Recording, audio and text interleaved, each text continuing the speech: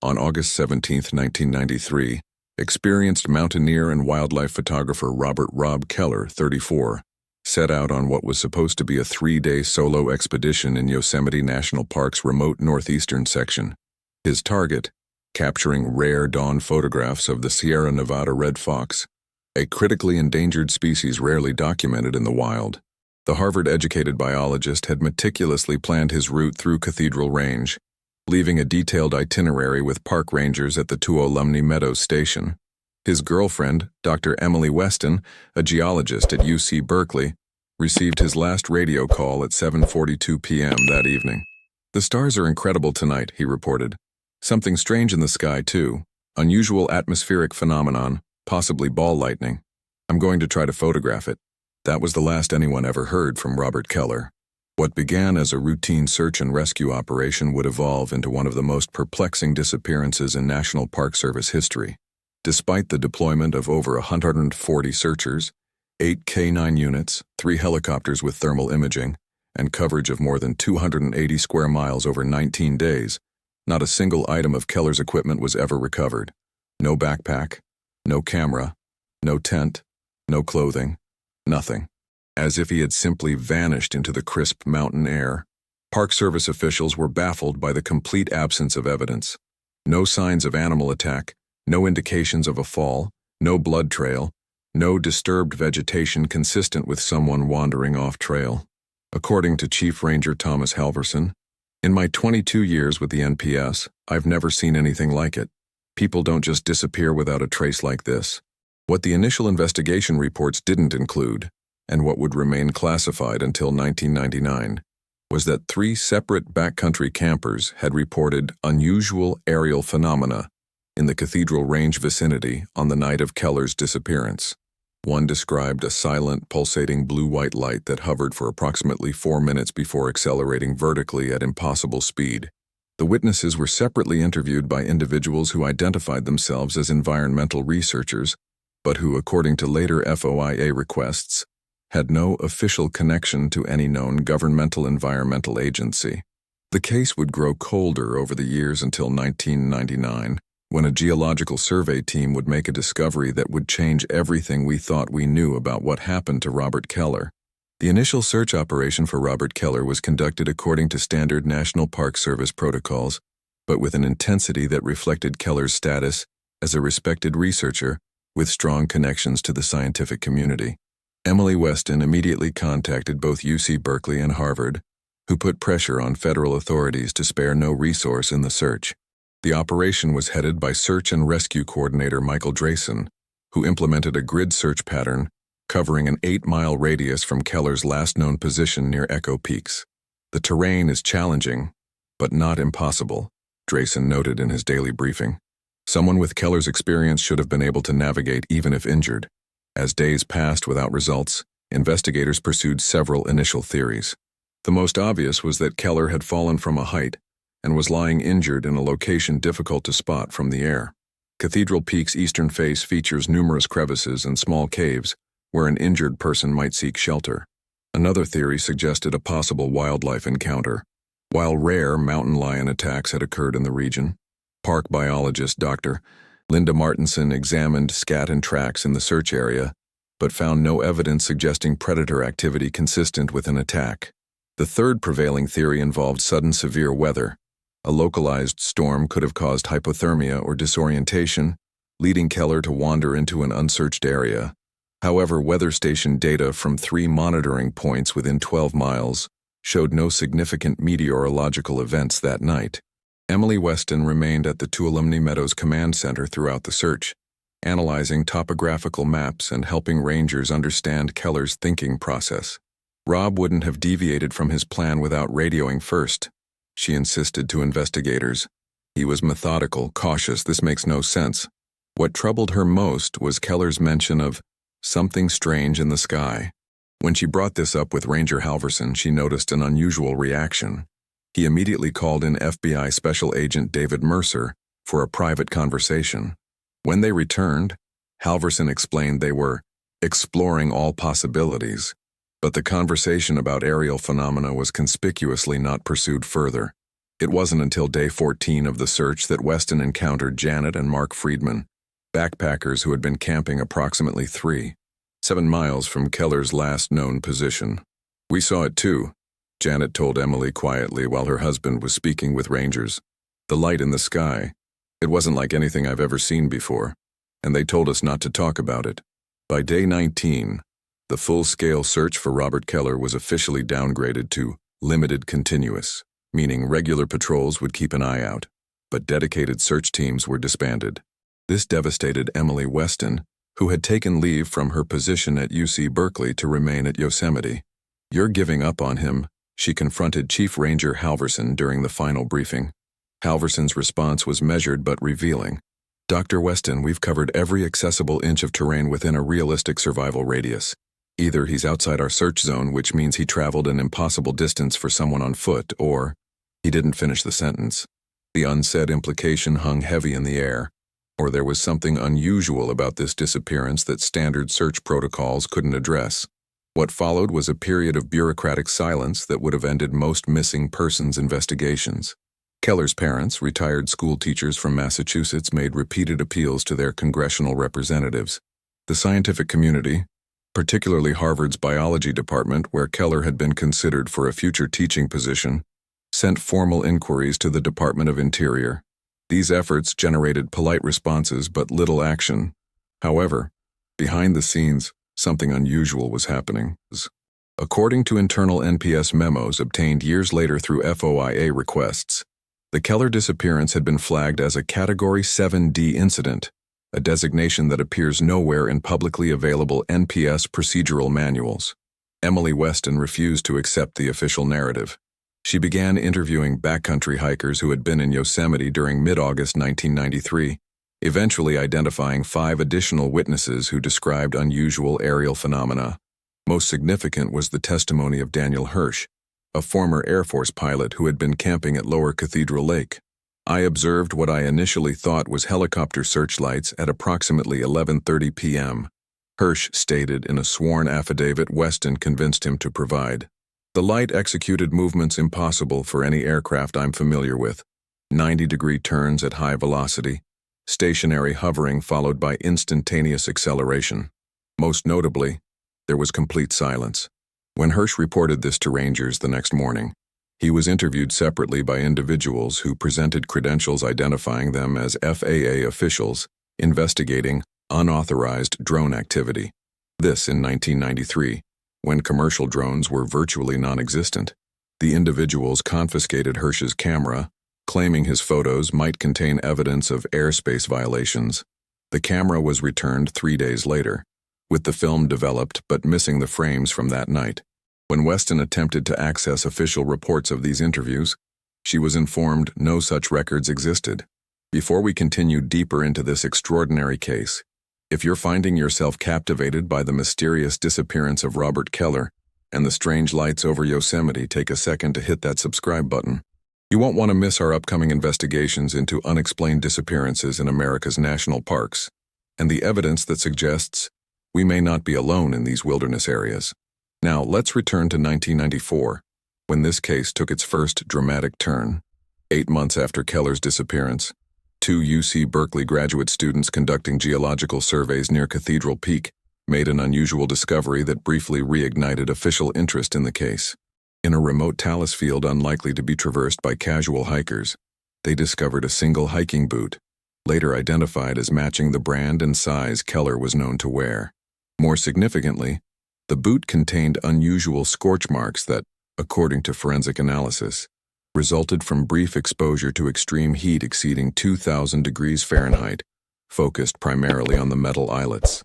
No conventional explanation, lightning strike, forest fire, campfire accident, could account for the specific pattern of damage.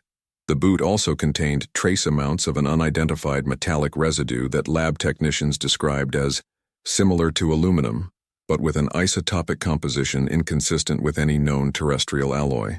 The discovery prompted a limited 2-day follow-up search of the area, during which another anomaly was documented. In a roughly circular area approximately 46 feet in diameter, surrounding the location where the boot was found, All compass needles exhibited a deviation of between 32 to 37 degrees from magnetic north. Electronic equipment, including the GPS units used by the search team, experienced intermittent malfunctions within this circle. Soil samples revealed elevated levels of specific rare earth elements, particularly lanthanum and cerium, at concentrations 40 times higher than baseline measurements from surrounding areas. The official report, authored by NPS geologist Dr. Walter Kremski, concluded that the anomalies are consistent with exposure to an intense electromagnetic field of unknown origin. This report was submitted to the Department of Interior, but was not made public until 1999, when portions of it were released in heavily redacted form following a lawsuit filed by Emily Weston. Perhaps most disturbing was what the report didn't include: testimony from Jake Williams, a member of the search team and former park ranger who had been present during the initial 1993 search as well.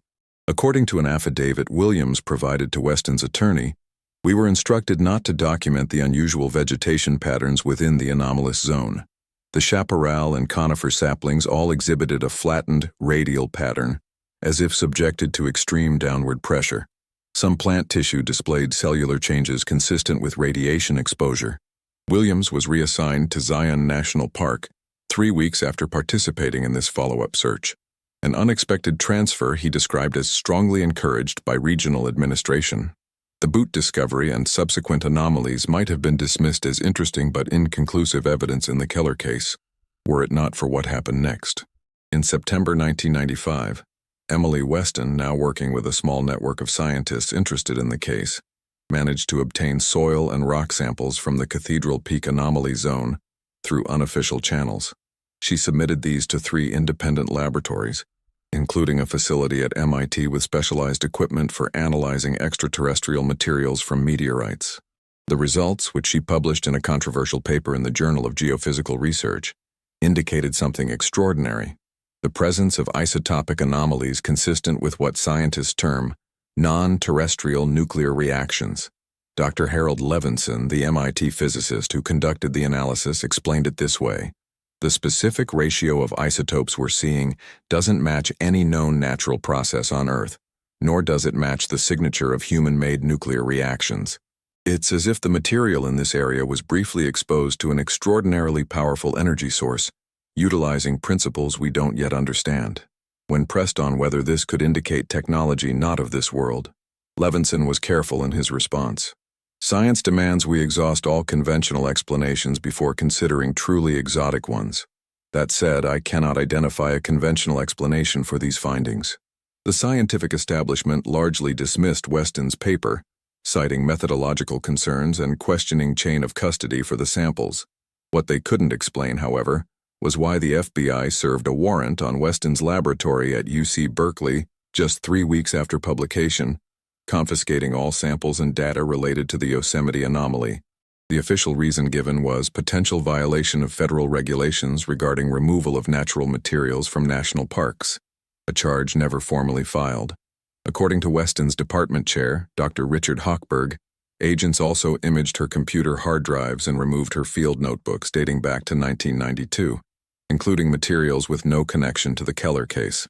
Meanwhile, unusual activity was noted around the Cathedral Peak area. Backcountry hikers reported encountering geological survey teams in areas that had been closed to the public for environmental restoration. Park employees, speaking anonymously, confirmed that portions of the remote northeastern section had been placed under restricted access with surveillance cameras installed at trail access points, ostensibly to monitor wildlife activity. According to FOIA documents obtained years later, these restrictions were implemented following direct intervention by the Department of Energy's Office of Scientific and Technical Information, an agency typically uninvolved in national park management. Former Park Service employee Margaret Denton, who worked in Yosemite's administration office during this period, stated in a 2001 interview, "We received orders that all research permit applications for the Cathedral Range were to be forwarded directly to Washington for approval, bypassing normal regional protocols. This was unprecedented in my 17 years with the service." By early 1996, official interest in the Keller case appeared to have waned. Emily Weston, however, continued her investigation, now working with a small group that included Daniel Hirsch, the former Air Force pilot, Jake Williams, the reassigned park ranger, and Dr. Levinson from MIT. Together, they compiled a comprehensive database of unusual phenomena reported in Yosemite from 1975 to 1996, identifying what they believed was a pattern. 7 disappearances over that period shared striking similarities. All involved solo hikers or backpackers. All occurred within a roughly 15-square-mile area of the Cathedral Range. All happened during clear nights with high astronomical visibility, and in all cases, minimal or no physical evidence was ever recovered. Most significantly, they discovered that in 5 of these cases, witnesses had reported unusual aerial phenomena within 24 hours of the disappearances. These reports had been documented in various forms: park incident reports, local newspaper articles, and in 2 cases, interviews conducted by entities identifying themselves as FAA or Forest Service personnel. Yet in each instance, these reports were either omitted from official disappearance investigations or dismissed as irrelevant. When the group published their findings in a small journal of wilderness studies, they received an unexpected communication from Dr. Jonathan Winters, a former physicist who had worked at Lawrence Livermore National Laboratory until his abrupt resignation in 1994. Dr. Winters claimed that in August 1993, the same month as Keller's disappearance, he had been part of a classified research team investigating what he called transient electromagnetic anomalies in the Sierra Nevada range. What we were tracking wasn't weather phenomena, Winters wrote. The energy signatures displayed characteristics that defied conventional physical models. Specifically, they violated expected patterns of thermodynamic entropy. Winters provided technical data that, when analyzed by Dr. Levinson, appeared to correlate with the isotopic anomalies found in the Cathedral Peak soil samples. According to Winters, the research project had been suddenly terminated in October 1993, with all data classified under national security protocols, and team members required to sign additional non-disclosure agreements.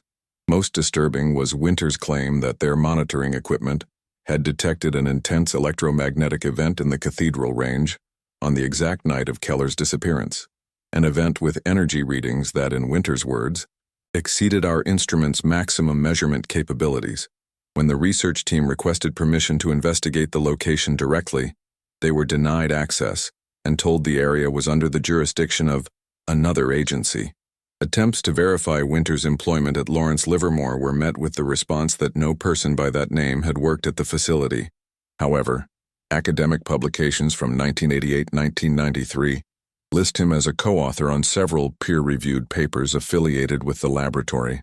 3 months after contacting Weston's group, Dr. Winters himself disappeared. His home in Modesto, California was found abandoned, with no financial or communication trail indicating where he might have gone. The investigation into Robert Keller's disappearance might have remained in this limbo of unverifiable claims and scientific anomalies, if not for the technological revolution that was about to transform how we gather evidence of unusual phenomena. In late 1997, consumer-grade digital cameras became widely available, making it easier for ordinary citizens to document their experiences without relying on film that needed professional development. By 1998, early adopters of this technology began capturing images of what they described as unusual aerial lights in the Cathedral Range area of Yosemite. One series of photographs taken by Sacramento software engineer Martin Chen in July 1998 shows a disc-shaped object with clear structural features hovering near Cathedral Peak. Analysis by optical physicists confirmed the object was approximately 30 to 40 feet in diameter and at a distance of roughly 800 yards from the photographer. Most importantly, the digital metadata embedded in the image file remained intact, allowing experts to verify that the photos had not been manipulated. When Chen submitted the images to park authorities, he was interviewed by individuals who identified themselves as representatives of a joint task force on atmospheric phenomena. According to Chen, they confiscated his camera's memory card, but failed to realize he had already transferred copies of the images to his laptop. These photographs circulated among researchers interested in the Keller case, and eventually reached Emily Weston, who had by now left her position at UC Berkeley and was working independently, funding her investigation through a small grant from a private research foundation. With Chen's permission, She submitted the images for analysis to Dr. Caroline Zheng, an expert in digital imaging at Stanford University. Dr. Zheng's analysis revealed something extraordinary. The object exhibits characteristics inconsistent with atmospheric phenomena or conventional aircraft. Of particular interest is the apparent distortion of light around its perimeter, suggesting an intense electromagnetic field that is actually bending light waves, an effect we can model theoretically but cannot currently produce with known technology. Around the same time, the ranger station at Tuolumne Meadows received multiple reports of electronic equipment malfunctions in the Cathedral Range area, compasses spinning erratically, GPS devices displaying impossible coordinates, camera batteries draining instantly, and in 2 documented cases, pacemakers requiring emergency recalibration after their wearers hiked through the region. In response, the Park Service posted warnings about potential electromagnetic anomalies of geological origin at trailheads leading into the area. Former NPS geologist Walter Kremski, now retired, commented publicly that there was no known geological formation or process that could produce electromagnetic effects of this magnitude and specificity. When pressed by journalists about possible causes, a Park Service spokesperson stated only that multiple explanations are being considered by appropriate scientific authorities. In December 1998, a significant breakthrough came from an unexpected source. NASA's Space Weather Prediction Center, which monitors solar and cosmic radiation, released data indicating that unusual radiation patterns had been detected in isolated pockets of the Sierra Nevada range on multiple occasions between 1990 and 1998. The most intense of these events occurred on August 17, 1993, the night of Keller's disappearance. While NASA scientists attributed these readings to probable equipment calibration errors, physicist Dr.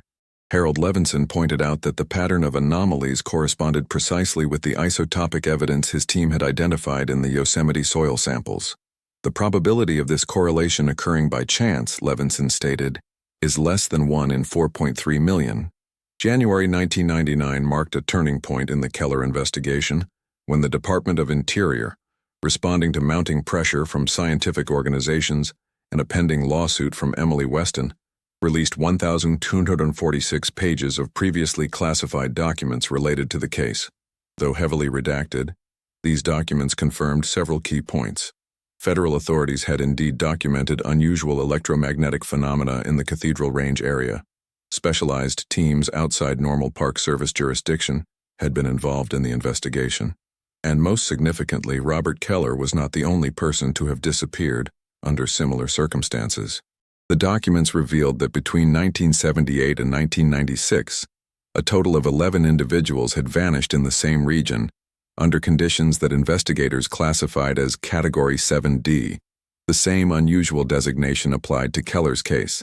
In each instance, disappearances coincided with reported electromagnetic anomalies, equipment failures, and in 9 cases, unusual aerial phenomena observed by witnesses.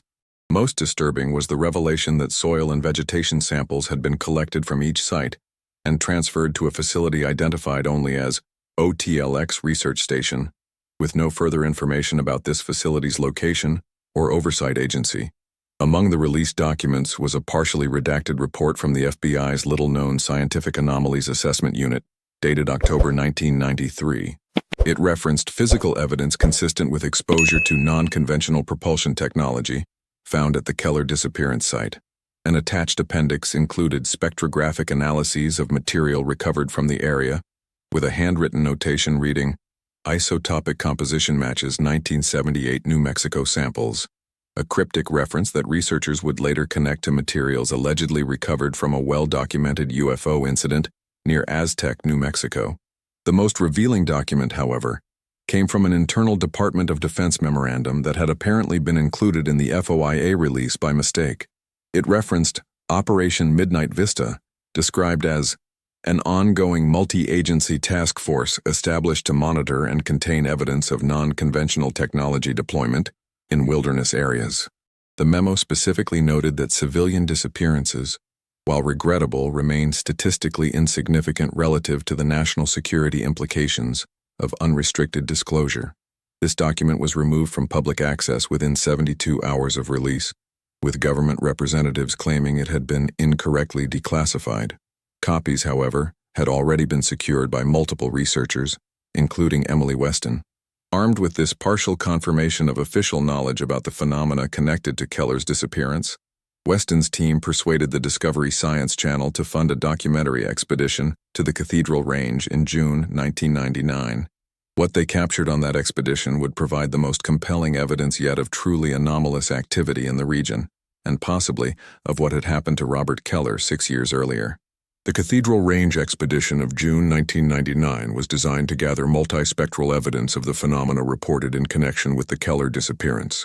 The team included Emily Weston, Harold Levinson, documentary filmmaker Rebecca Torres, and 2 technical specialists operating advanced equipment, thermal imaging cameras, electromagnetic field detectors, and one of the first civilian-operated drones capable of carrying a high-resolution camera. Their permits explicitly prohibited them from entering the specific area where Keller's boot had been found. That section remained under restricted access, but they were able to position themselves on a ridge approximately 0.7 miles from the site. For the first 3 nights, they documented nothing unusual beyond minor compass variations and intermittent static on their radio equipment. On the 4th night, however, conditions changed dramatically. At approximately 11:17 p.m., all electronic equipment simultaneously malfunctioned, batteries drained, digital displays flickered and reset, and their satellite phone lost signal. The team's primary generator shut down despite having been recently refueled. Levinson, monitoring the electromagnetic detection equipment, recorded a massive spike, exceeding the maximum measurable range by an estimated factor of 5. Most significantly, the ambient temperature dropped nearly 20 degrees Fahrenheit within 3 minutes. A thermal anomaly captured on their backup camera system, which operated on mechanical rather than electronic components. At 11:24 p.m., Torres and Weston observed what they described as a concentrated blue-white light ascending from the vicinity of the restricted area. Unlike conventional aircraft lights, this illumination appeared to pulse with a regular rhythm and moved with unusual characteristics, hovering completely stationary, then making instantaneous changes in direction without any apparent acceleration curve. The team's drone, launched just before the electronic disruptions began, captured approximately 24 seconds of footage before its systems failed, and it executed an automatic landing protocol. This footage, which would become the centerpiece of both scientific analysis and public fascination with the case, shows a structured craft approximately 40 feet in diameter, with a metallic, disc-shaped body surrounded by a pulsating blue-white field that appears to distort the surrounding atmosphere. For approximately 12 seconds, the object remains stationary over the restricted area.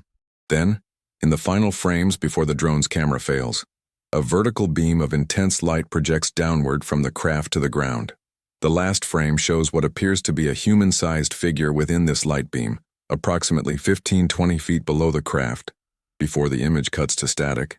When analyzed by multiple independent experts in digital imaging, aviation, and physics, the consensus was unanimous. The object in the footage matched no known aircraft, displayed technological capabilities beyond current human engineering, and created electromagnetic effects consistent with the anomalies documented throughout the investigation. Dr. Caroline Zheng of Stanford stated unequivocally, "Having ruled out camera artifacts, atmospheric phenomena, and digital manipulation, we are left with the conclusion that this represents a technology of unknown origin, operating on physical principles we do not yet comprehend." Most stunning was the analysis of the apparent figure in the light beam. When enhanced and stabilized by NASA imaging specialist Dr. Robert Chen, who participated in the analysis privately, not as an official NASA representative, the outline clearly matches human proportions. A side-by-side comparison with photographs of Robert Keller showed similarities in height and build, although facial features remain indistinguishable at the resolution available. When asked if the footage could possibly show Keller, 6 years after his disappearance, Chen responded carefully, "I cannot make that identification definitively. What I can say is that the proportions are consistent, and the figure appears to be wearing what could be interpreted as outdoor clothing, similar to what Keller was reported to be wearing when he disappeared." The aftermath of the 1999 expedition and the release of the drone footage created a brief media sensation, but official response was swift and effective at containing the narrative. Department of Interior spokespersons dismissed the footage as likely showing atmospheric plasma phenomena combined with camera artifacts. The team's research permits for Yosemite were permanently revoked, citing violations of protected area protocols. The Discovery Science Channel documentary was scheduled to air in November 1999, but was abruptly canceled 2 weeks before broadcast, with network executives citing only content concerns raised by our legal department. Emily Weston continued her investigation despite increasing obstacles. By 2001, she had documented over 70 cases nationwide that shared key characteristics with the Keller disappearance: missing persons in remote areas, unusual electromagnetic phenomena reported near the time of disappearance, and minimal physical evidence recovered despite extensive searches. In 32 of these cases, she identified witness reports of unusual aerial phenomena that had been excluded from official investigation records. Most compelling was her discovery that the restricted area in Yosemite's Cathedral Range was just one of 11 similarly designated zones in national parks across the country, all managed under unusual protocols outside standard Park Service procedures. The final chapter of this extraordinary case came in September 2001, when 2 German tourists hiking near Cathedral Peak, in an area that had been reopened to the public following changes in Park Service leadership, discovered a camera partially buried in rocky soil approximately 1.2 miles from where Keller's boot had been found years earlier. The camera, a Nikon FM2 with its serial number matching equipment registered to Robert Keller, contained exposed film that was successfully developed by forensic photography experts. Among the images were spectacular wildlife shots consistent with Keller's known work, landscape photographs establishing his route through the Cathedral Range, and most significantly, 3 frames showing what appears to be the same blue-white light captured in the 1999 drone footage. The final frame on the roll shows a partially illuminated disc-shaped object approximately 100–150 feet from the photographer's position. FBI analysts confirmed the photographs were taken with Keller's camera and showed no signs of manipulation or double exposure. The camera itself exhibited unusual physical characteristics. Its metal components showed the same pattern of extreme localized heating documented on Keller's recovered boot, focusing primarily on connective metal elements. Most puzzling was the radiocarbon dating of organic material, leather and plastic components from the camera, which yielded contradictory results from multiple laboratories. While the camera was manufactured in 1991 and disappeared with Keller in 1993, carbon-14 analysis indicated the organic materials had aged approximately 11 to 14 years beyond what would be expected, as if the camera had experienced a different time flow than its actual chronological existence. Robert Keller's disappearance remains officially classified as missing, presumed deceased, but his case file remains active within a special division of the FBI that, according to FOIA documents, investigates unexplained disappearances with potential non-conventional factors. Emily Weston continues her research through a private foundation that documents similar cases nationwide. The Cathedral Range area in Yosemite, while fully accessible to the public today, still experiences regular reports of compass anomalies, equipment failures, and occasionally, sightings of unusual lights. If you've made it this far into this extraordinary case, thank you for joining me on this journey into one of America's most compelling unsolved mysteries. What do you think happened to Robert Keller that August night in 1993? Was he truly taken by something beyond conventional explanation? And if so, could the figure in the 1999 drone footage actually be him, somehow returned 6 years later? Leave your thoughts in the comments below. If you found this investigation fascinating, please hit that like button and subscribe to our channel for more meticulously researched cases that challenge our understanding of reality. Don't forget to activate notifications so you don't miss our next unexplained disappearance case. The truth is out there, and together, we're going to find it.